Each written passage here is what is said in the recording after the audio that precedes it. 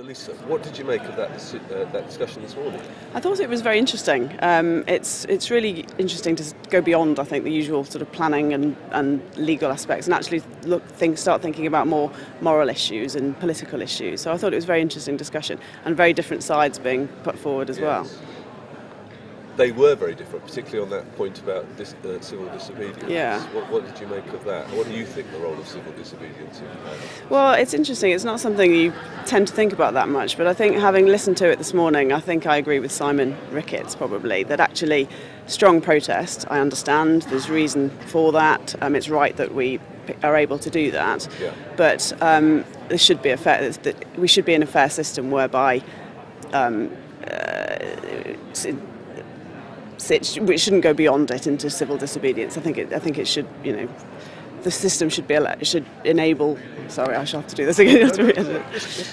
Stop and start. Yeah. No, I think I agree with Simon Ricketts. Actually, I think in terms of there is a role for strong protest, but it shouldn't go into civil disobedience. Yeah. I mean, Simon's point was that if the system is fair, so the question that immediately occurred to me is the system fair? A lot of people clearly, including geeks, I suspect, think that the system isn't fair. Do you think it's fair? I think it is. I think the balance is probably right, actually. Right. Okay. I mean, one point that was very interesting was this point about elections and the fact that there isn't long-term thought process and long-term policies and procedures in place, and actually therefore we go from election to election. Yeah. And I think that does have an impact, actually, in terms of how things are viewed and the system that we operate in. And I thought that was an interesting point that was raised.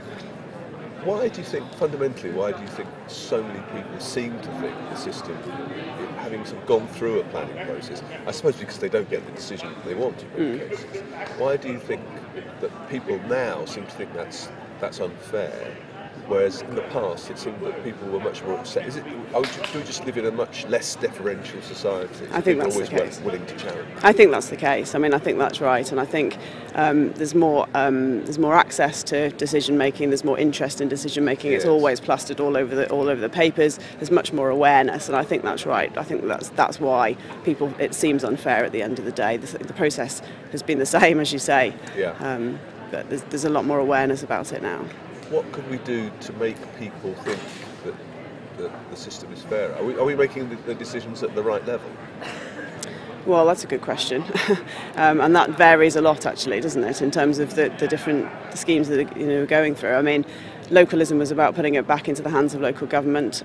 Some might say that's the right level. Yes. Whether or not that's happening is quite another matter. You look at recent decisions like Smithfield and you'd question whether that's actually being carried through. Yes. So I think it's very varied, and there's not really much consistency to it. What about the NSIP regime, which is very much a centralised regime? Do you think that's going to?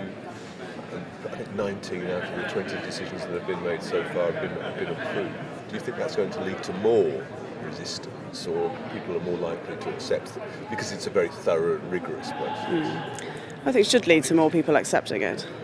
Because of the rigour of the process? Yeah, I think so. And it seems to be a fair sort of... Yeah.